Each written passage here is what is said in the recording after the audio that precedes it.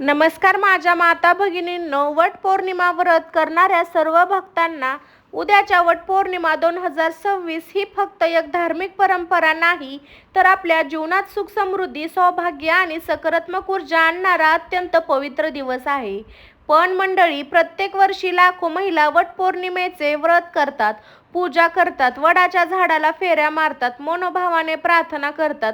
तरीही अनेकांच्या मनात एक प्रश्न कायम राहतो, इतकी पूजा करूनही मनोकामना पूर्ण का होत नाही? घरातील अडचणी संपत का नाही?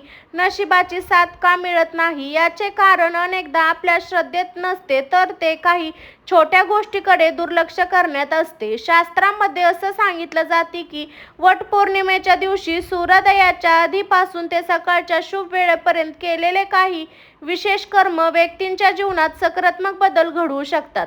आणि आज मी तुम्हाला अशाच एका अत्यंत महत्त्वाच्या गोष्टीबद्दल सांगणार आहे, जी उद्या सकाळी केली तर तुमच्या जीवनातील अडथळे दूर होण्यास मदत होऊ शकते. मात्र त्याआधी वटपौर्णिमेचा खरा अर्थ समजून घेणे आवश्यक आहे. वटपौर्णिमा म्हटले की आपल्या डोळ्यासमोर सावित्री आणि सत्यवान याची कथा उभा राहते. सावित्री ही केवळ एक पत्नी नव्हती, तर ती श्रद्धा, निष्ठा, धैर्य आणि संकल्पना याचे जीवंत उदाहरण होती. जेव्हा सत्यवानाचे आयुष्य संपले आणि यमराज त्यांचा प्राण घेऊन निघाले, तेव्हा सावित्रीने हार मानली नाही.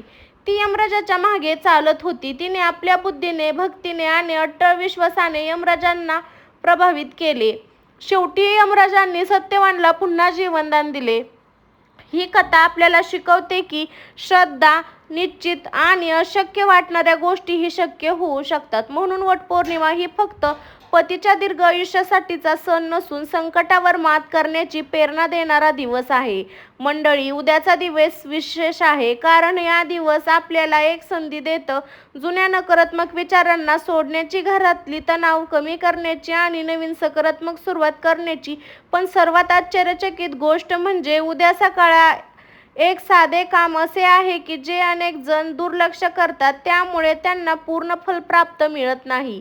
ते कोणते काम आहे ते पुढील भागात सविस्तर सांगणार आहे, म्हणून व्हिडिओ शेवटपर्यंत नक्की पहा, कारण पुढील काही मिनिटात मिळणारी माहिती तुमच्यासाठी अत्यंत महत्त्वाची ठरू शकते. चला तर मग आता जाणून घेऊया उद्या सकाळी नेमके काय करावे, त्यामुळे घरात सकारात्मक ऊर्जा प्रवेश करू शकेल आणि नशिबाचे बंद दरवाजे उघडण्याची सुरुवात होऊ शकेल.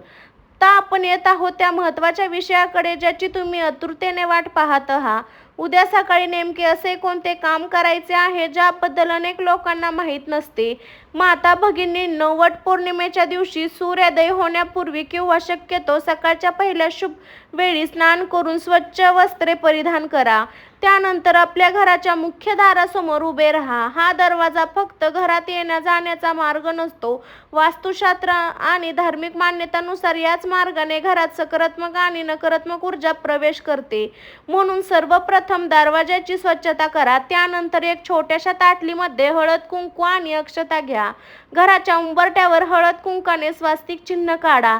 स्वास्तिक हे मंगल, शुभ आणि देवीचे कृपेचे प्रतीक मानले जाते. हे चिन्ह काढताना मनात कोणताही राग, द्वेष किंवा नकारात्मक विचार ठेवू नका. त्यानंतर 2 हात जोडून डोळे बंद करा आणि मनापासून प्रार्थना करा, हे ईश्वर, माझ्या घरात दुःख, अडचणी आणि नकारात्मक दूर, माझ्या कुटुंबाला आरोग्य, सुख, समाधान, समृद्धी प्रदान कर. मंडळी, ही प्रार्थना केवळ शब्द नसतात. जेव्हा मनात प्रार्थना केली जाते तेव्हा मनातील भीती कमी होते, आत्मविश्वास वाढतो आणि नवीन आशा निर्माण होते. या क्षणी तुमच्या दिवसाची सकारात्मक सुरुवात होते. त्यानंतर मुख्य दारासमोर तुपाचा किंवा तिळाचा दिवा लावा. तीळ घेऊन त्याचं तुम्ही दिवा पण लावू शकता. दिव्याचा प्रकाश अंधार दूर करतो, हे तर आपल्याला माहीतच आहे. पण धार्मिक दृष्टिकोनातून दिवा म्हणजे ज्ञान, आशिष, शुभ ऊर्जेचे प्रतीक मानले जाते. विशेष म्हणजे दिवा लावताना एक गोष्ट लक्षात ठेवा, आपल्या मनातील चिंता देवाच्या चरणी अर्पण करा. कारण वटपौर्णिमा आपल्याला फक्त पूजा शिकवत नाही, तर मन शांत ठेवण्याचीही संदेश देते. आणि आता एक अत्यंत महत्त्वाची गोष्ट, उद्याच्या दिवशी घरातून बाहेर पडण्यापूर्वी घरातील ज्येष्ठ व्यक्तींचे आशीर्वाद अवश्य घ्या. शास्त्रामध्ये सांगितले आहे की आई वडील आणि वडीलधारे आशीर्वाद अनेक तीर्थयात्रेचे पुण्य देणारे मानले जातात. त्याच आशीर्वादामुळे कार्यात यश मिळण्याचा आत्मविश्वास वाढतो. म्हणून उद्या सकाळी हे छोटेसे काम नक्की करा. कदाचित हेच ते पाऊल ठरेल जे तुमच्या जीवनात सकारात्मक बदलची सुरुवात करेल. आता पुढच्या भागात आपण जाणून घेणार आहोत वटपौर्णिमेच्या दिवशी माता लक्ष्मीची कृपा मिळवण्यासाठी कोणता विशेष उपाय करावा आणि कोणत्या गोष्टी जाणून घ्यावा. तर मंडळी, माझ्या माता भगिनींनो, आता आपण त्या विषयाकडे येत आहोत की ज्या प्रत्येकाला उत्सुकता असते, घरात सुख, शांती आणि धन समृद्धी कशी टिकन.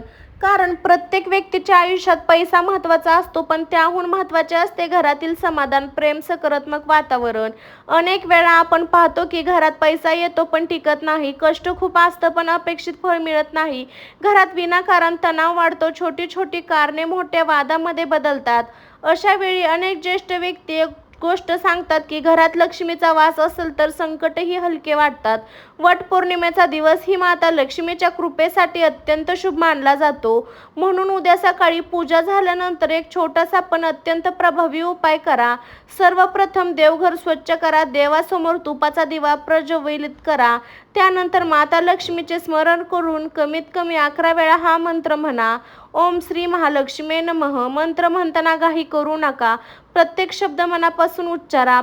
कारण मंत्राची शक्ती केवळ उच्चारात नसते तर ती श्रद्धा आणि भावनेत असते. अनेक लोकांना वाटत असेल की चमत्कार दिवसात घडतात, पण खरा चमत्कार म्हणजे आपल्या विचारांमध्ये होणार.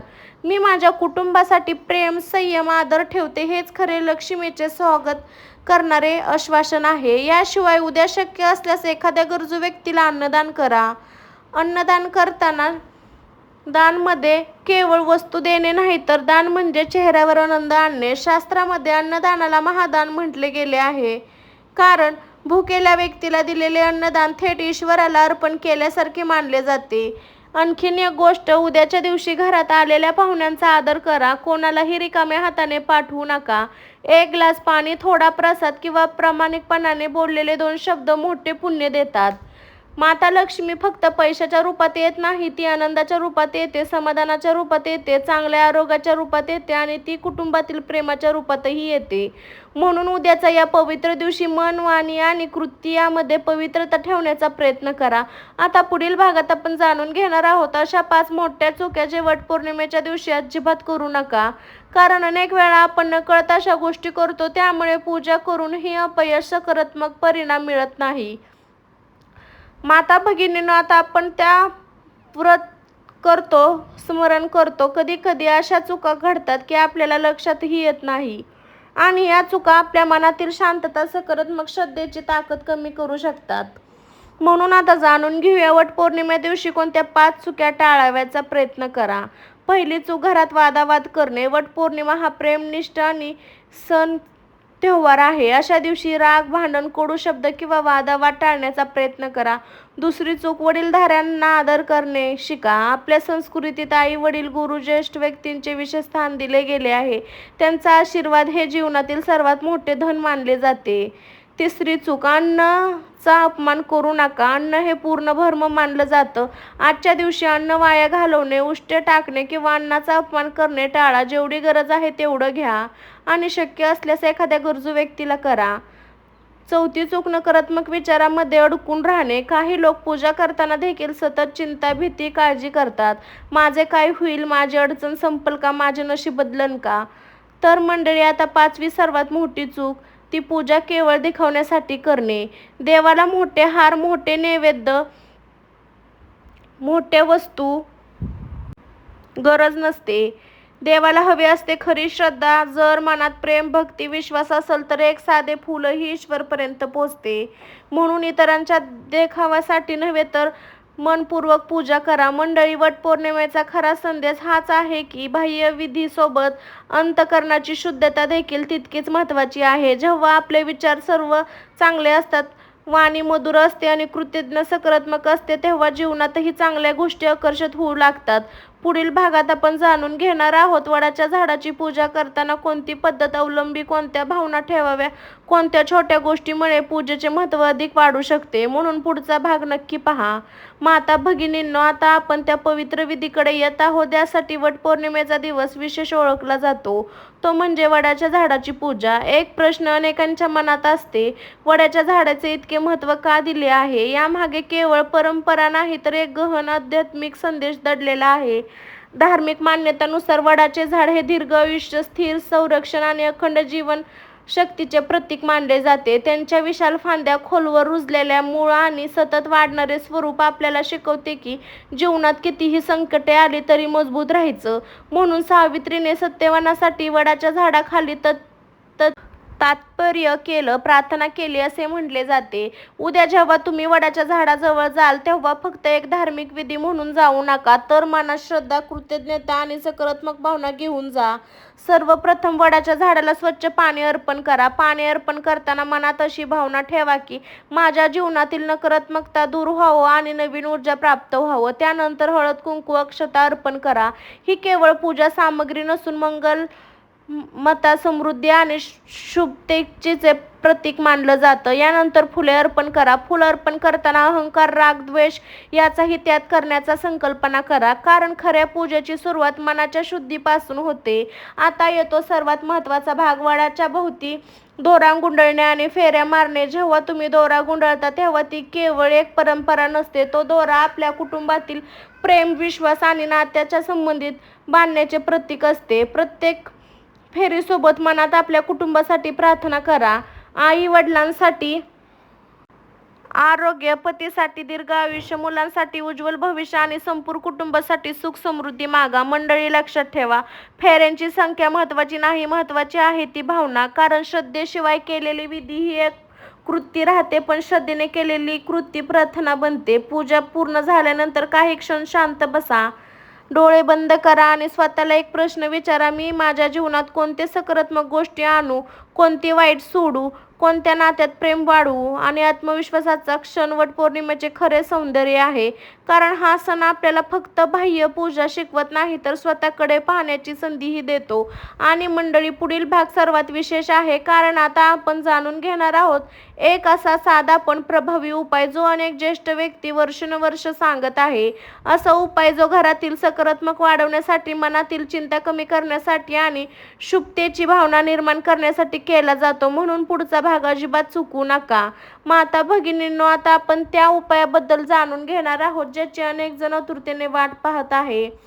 सर्वप्रथम एक गोष्ट लक्षात ठेवा, कोणताही उपाय हा जादू किंवा चमत्कार नसतो. उपाय आपल्यामध्ये सकारात्मक विचार, श्रद्धा, चांगल्या कर्माची प्रेरणा निर्माण करतो. वटपौर्णिमेच्या दिवशी एक अत्यंत सुंदर, सोपा उपाय सांगितलेला जातो.